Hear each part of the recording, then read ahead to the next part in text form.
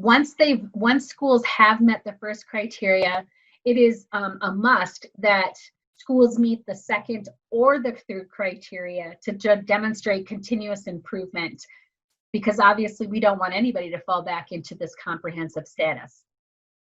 So the second criteria is that academic growth in ELA and math set by the school CSIP, continuous school improvement, for at least 3 years in a row. But what we're finding out is that some schools used their progress monitoring as their goals in their CSIP. And what we're going to be looking at is the growth of your statewide assessment and showing growth in those areas, because you're required to submit a continuous school improvement plan based on your CNA, school report card, and growth goals. Those goals need to match also those long-term and interim goals set by the state, which is a 4% increase each year. I do want to state that that does not mean 12% over 3 years. And while in my mind, that's where it goes, but I've been told numerous times, and I don't know if anybody else wants to say anything, Crystal, you've heard this a few times, in terms of the, it is a formula based on that 4%. And so I wanted to put everybody at ease that is not showing 12% growth over 3 years. No, you got it, Carrie. No, it okay. It was alarming to both of us. I know we both were doing the math when we first heard that, but I will reiterate that it is a formula and it's increased by 4%, not 12. Awesome, thank you.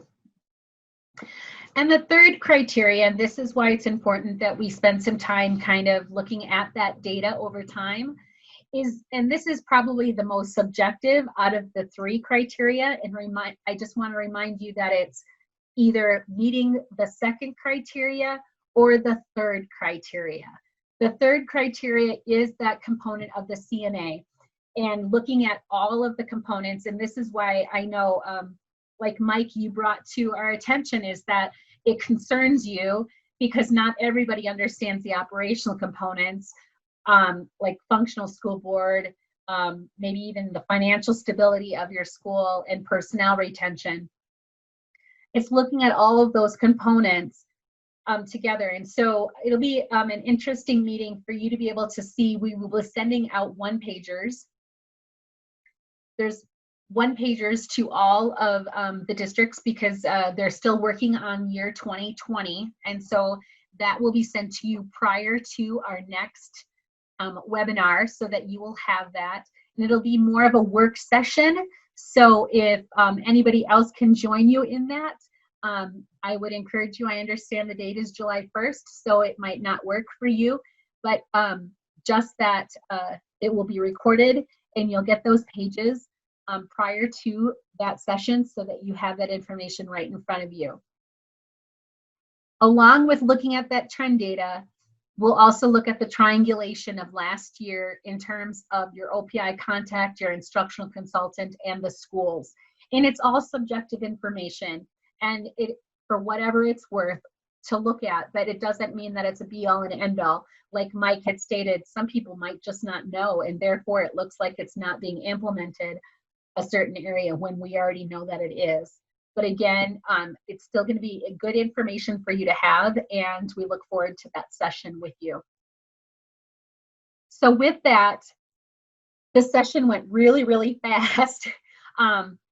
But that is the exit and entrance and exit criteria that is in ESSA that we will be looking at in terms of moving people out of comprehensive. And that's why we in our unit have decided to do 4 different webinars so that all of the information that you need will be in front of you so that you're able to kind of get off to a running start, along with all of COVID-19 and how things are happening at each school moving forward. And hopefully by the next session, we can talk more about what that waiver might look like with using 2021 data. Yeah, it was when I was in Wyoming, we used to get cohort data. So we would be able to see the trend data, and they used the percentage increase based on grade level. So you would look at a third grader and what their progress looked like as a fourth grader and as a fifth grader. So it was in cohort data based on 3 years. Okay. I just I think know that. to Oh, see go that ahead. Sorry. data. Okay. I know that that was discussed, Carrie, and I think as we're working with our data people and getting this information, that would be a great possibility. Well, I'm not sure all of the webinars are going to be 45 minutes, but hopefully this gave you a running start to some of the things that we're working on. I'm sad that we're not going to be able to get together in the fall, because there is something to be said about being able to see people face to face. But we also know that all schools are working so hard in terms of what you've had to do this last year and moving into how you're going to start your next year. So I hope this information was helpful. We'll get back to you on specifics so that you even have more information to get on the ground running. So we look forward to hearing or seeing you guys on July 1st.